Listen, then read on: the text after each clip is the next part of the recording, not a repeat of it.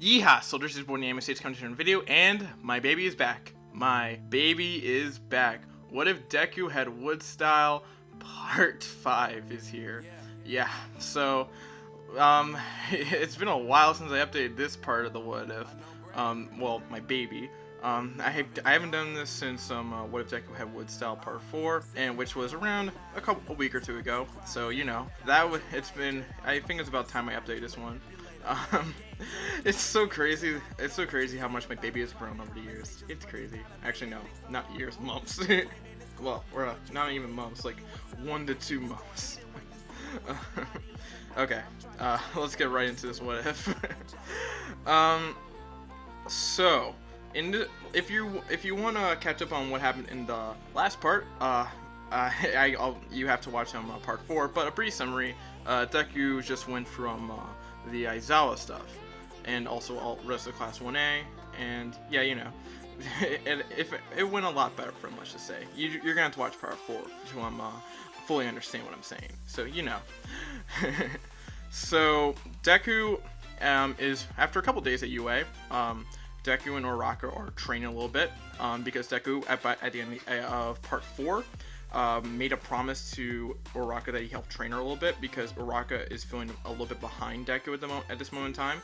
Now, what would Uraraka work on? Well, it's more so physical stuff, so she can enhance herself a little bit more physically. Not that way, you pervert, but more so in like physical combat. You know, kind of like taijutsu, but she's trying to get stronger physically, and she's trying to get stronger from a combative standpoint. That way she can do something, and she might try to adapt it with her quirk eventually. But it's more important. But to help Uraraka out, Deku just deemed that Uraraka should start working on physical attributes, not those, you pervert, but more so like, you know, building up more muscle. And yeah, that's what Deku, and that's a great base for Uraraka to start with, because we want to start off with allowing her to get stronger physically and getting her stronger from a combative standpoint, in case she has to get into a combat situation where she might not have full access to her quirk, or she probably is at a point where she has to throw up. But it's just a nice tool to have if you're trying to fight as a hero. So you know, that's pretty good. So it's just minor strength conditioning and combat stuff. So that's all. But let's just get right into that little combat thing between Deku and Bakugo. It still happens. But there's a couple new dynamics between this this one versus canon. One, Deku and Bakugo are friends in this one. I need to reiterate this. They're friends. They're friends a lot earlier than I think they're probably gonna be at the end of the series. Or it's more, but I mean, Bakugo's taken some strides and has improved a lot as a person and character. So you know, that's fine. But there's a very nice bromance between the two at the moment, and because they're best friends. Two, well, in this one, unlike probably what's gonna happen in the actual manga or / anime, Uraraka and Deku are actually dating. So there's another dynamic there. But in this one, Ida and Deku and Uraraka are still friends. So you know, that's fine. And Ida is already friends with Deku and kind of looks up to him because he has a very powerful quirk or quirks. But he doesn't need to know about one for all, right? But Bakugo does, because he trained with him for 10 months. If you want more info on that, I would suggest going to part 2. But you know, that should be fun. So let's get into the actual story. Deku and Bakugo's names are they pick up their letters, and him and Uraraka are teamed up, and Bakugo and Ida are teamed up like usual in canon, and Bakugo just looks at Deku with that little bit of a stare and a bit of a smirk. Deku smirks or smiles back or whatever, and it's like, I'm ready for this. And as they are saying this to the other, Uraraka's like, man, this is kind of a big deal. How strong is Bakugo really? And then Deku says, he's almost as strong as I am. And then Uraraka's like, wow, I knew he was very strong when he was performing the quirk, but I didn't realize he was that strong. I mean, but but that's pretty impressive. And then Deku says, "Yep, Bakugo is very powerful, and I would recommend that we be very careful here. I do have a plan." And then Uraraka says, "Real? Okay." And then Deku just makes a side note. You've been progressing well over the past couple of days. You've done very well in the conditioning exercises and combat exercises. Then Uraraka kind of blushed a little bit and oh really? And then Deku says, "Yep, and I can see you're getting a lot stronger and a bit stronger at the moment. You're gonna go far, Uraraka. You are." And then Uraraka just like smiles and says, "Thank you, Deku." And then Deku says, "No problem." And then they just go with their plan. Now let's talk about this. Would Bakugo rush out and go for an all-out assault? I don't think so. He's a lot more intelligent in this one. He's cool with Deku in this one. But the thing here is that there's also another dynamic because Bakugo also knows that he can make clones. So the problem is that Bakugo is stuck between a rock and a hard place because Bakugo knows he can make clones at any point in time, and it could potentially be very disastrous for him because if Deku summons a decent amount of clones and they get tied up, it's going to be very difficult. So Bakugo would probably have no choice but to figure something out here. So maybe a frontal assault would actually be very beneficial to him because if he can destroy some of the clones that Deku would probably make, it would probably be beneficial for him to go out for a frontal assault and destroy them right away. But if he doesn't do this, but if he goes out for frontal assault and he doesn't destroy the clones, it's very possible that they lose automatically because a Deku with a wood clone and Uraraka is not going to be fun for E to deal with, even with his speed. Deku, because at this point that clone would probably have one for all as well. I don't know if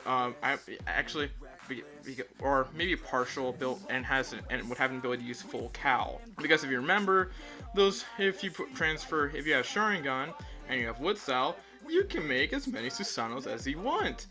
When Madara popped up had made wood clones, and they each popped up their own individual Susanos. I'm not saying they're going to be as strong as the original, but they're going to be pretty strong. And they're going to be a very massive headache to deal with. So what would Bakugo have? So Bakugo is stuck between a rock and a hard place. If he doesn't go out for a frontal assault here, he's potentially, and doesn't destroy the clones, and he stays in that room, he's potentially screwed because those clones can wrap him up, and even if he tries to get out of there, Deku could probably speed blitz Bakugo, could probably either stop Bakugo and allow Uraraka to take the rocket while Ida is stuck and can't do anything. But if Bakugo goes for frontal assault and Deku summons wood clones and he can't destroy them all and doesn't make a one-on-one situation, it's not going to be beneficial for either of them. It's not going to be very beneficial. And so this is where things get very, very tricky here. So what can Bakugo do here? Unfortunately, not a lot. You see, again, Bakugo is almost as strong as Deku, but the problem is Deku has a lot more hacks in this one. It's very hard and they're very hard for Bakugo to deal with, and with those hacks in mind. But here's what I came up with. So Bakugo actually does go for frontal assault because he doesn't want to risk, because it might be the best choice here. He has to, because he would probably Deku makes some wood clones, and then they go after Uraraka. And then Bakugo says, "Amaterasu explosion," and then Deku says, "Oh crap!" And then those clone, and then Bakugo's like, and then the explosion, black explosions just come out of Bakugo's arms, and then the wood clone, and then Bakugo says, "Come on, let those hit," and then the flames hit both of the wood clones, and then Bakugo's like, "Yes, I've got him on a one-on-one situation." And then Deku's like, "Dang," but Bakugo feels a little bit drained because in this one, Bakugo has this black explosion ability that he created himself. I based it off of the Amaterasu from the Naruto universe because at this point I want to improve Bakugo in many other ways, and I got this from a comment to make the black explosions, but I'm not gonna make him like Uchiha. He has the eyes for it, but nah.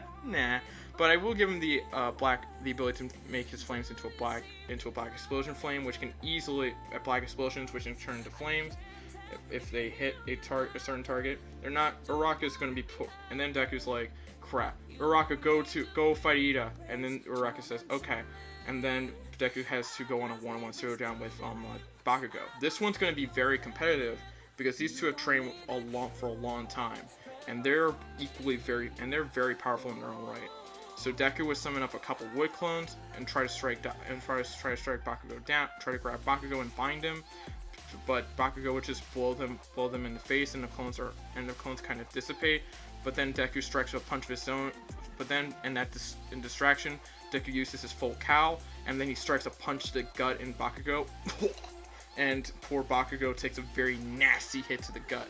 And then Bakugo, and that forces Bakugo to get down on one knee. Dang, Deku's strong. And then Deku says, I have to end this extremely quickly because he has very powerful abilities that he's built up over the past couple days.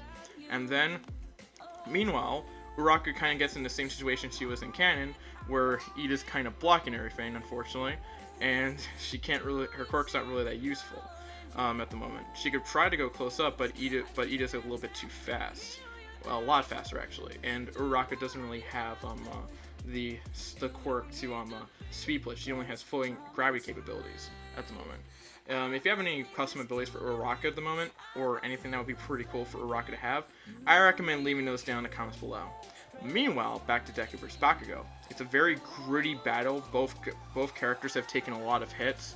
Deku and then Bakugo looks at Deku, and then Deku looks at Bakugo and says, "We're almost both of them are kind of at the end of their rope with all the fighting that they've been doing." And at the moment, Deku probably says to himself, I'm nearing a certain limit. I gotta help Uraka right away. So Deku decides to make a wood clone. No, you don't. No, you don't.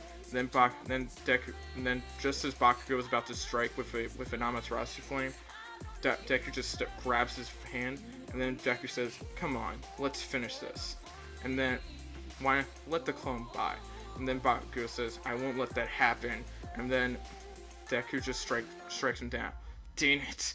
And then Bakugo said, "Dang it! He's blocked me so far. Dang it! He's blocked." Well, Deku knows that they're running out of time at the moment, so he's trying to see if he can send a clone that can get there in time. As the clone is trying to hurry up with running in full cow, but Deku at this point is pretty exhausted at this moment in time.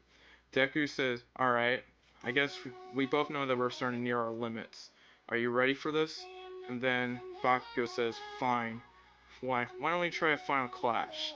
And then Deku says, "I couldn't agree more." Deku puts up wood abilities and then strikes with a bit of a Detroit smash. Oh yeah, it's coming. While Bakugo is about to unleash his howitzer impact. Both attacks go towards each other. They collide.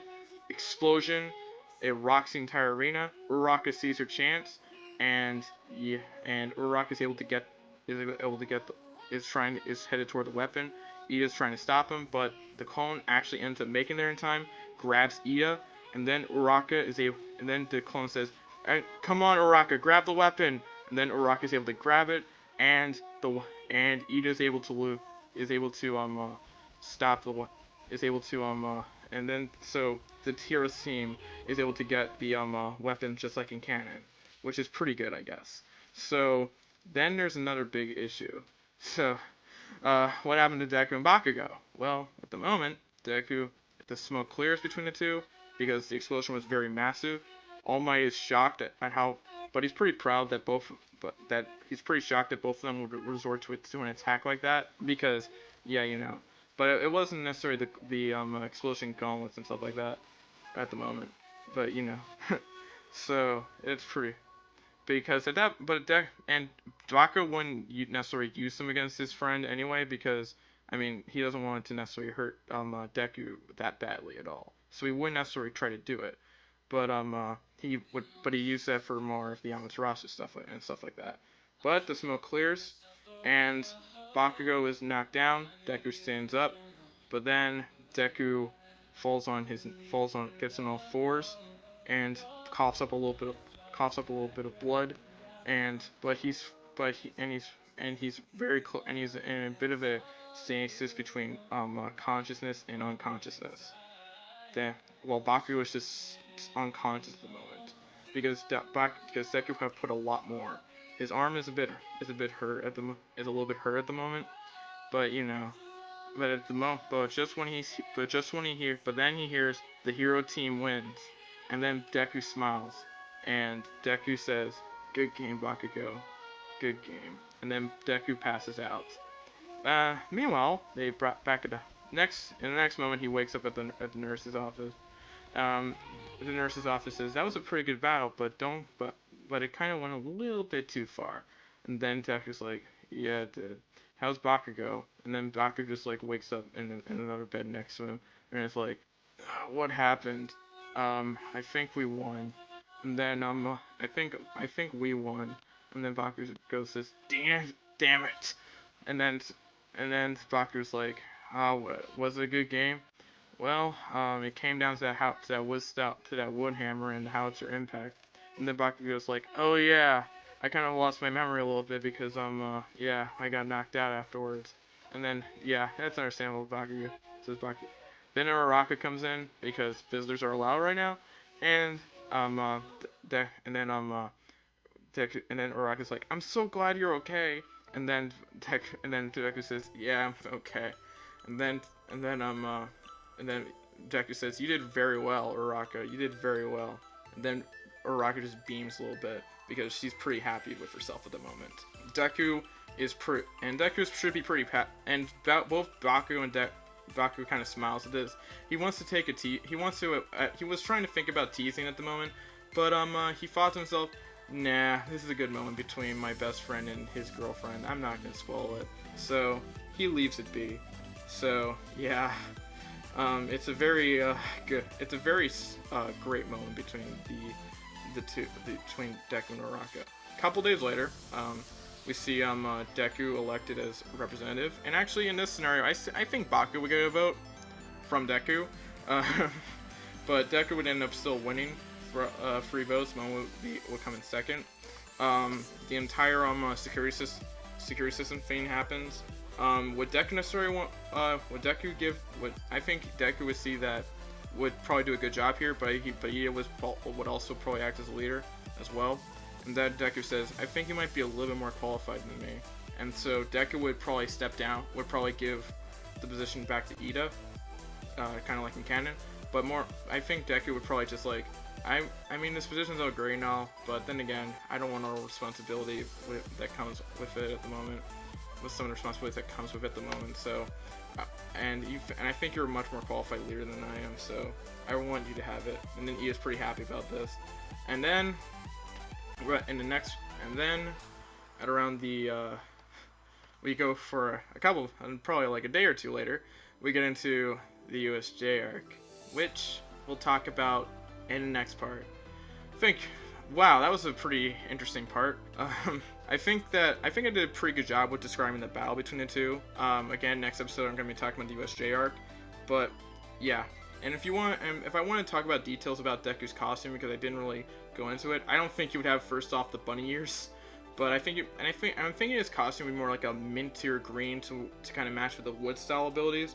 But then again, or it could be like a brownish style. But I want you guys to decide that for a bit. Baku's costume would probably be around the same. Ida and Uraraka would be the same as well. But Deku's a bit more of a wild card, so I want you to guys either comment down below on what you want his what you want his costume to look like, and or maybe hit me up on Discord. So that'd be pretty lit. Because I have no idea what he would look like in terms of costume wise. So yeah. But at the end of the day, I want to lay out my schedule for next week. Next week, My Hero Sale episode. The next part will go on. Will come out next week. So will What If Kakashi Adopted Naruto? And I'm also releasing my 500 sub special. The Pokemon Death Note crossover next week. But on Thursday, I will be taking a break. I will give you guys a Happy Thanksgiving video. It will be probably very short, but I wish you guys a Happy Thanksgiving. But there will be no what ifs on Thursday because that's gonna be Thanksgiving next week. So you know, that's how it's gonna be. So yeah.